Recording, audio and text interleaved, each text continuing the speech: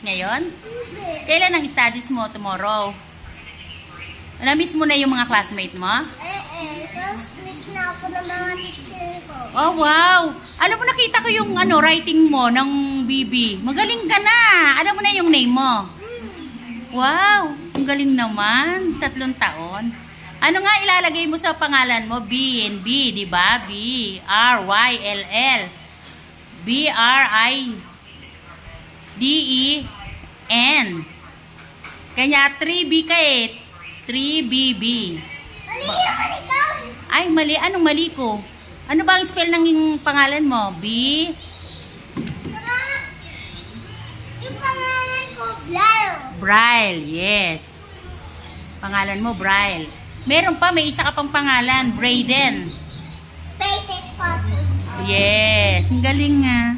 Thank you, Apo. Hindi ka na maliligaw. Thank you naman po. Ang bait-bait, ang talino naman. Kuya PJ. Tapos, ito po si Ate Kitten and Kuya PJ. Tama, oo. Sila kuya? Oo, Kuya Lucas. Bunso ka eh, sa 4. Diba?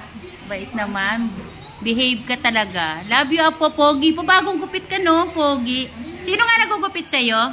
Si Kuya Tolit. Si Kuya Tolit. Ang galing niya maggupit. Hindi nasasaktan yung mata mo?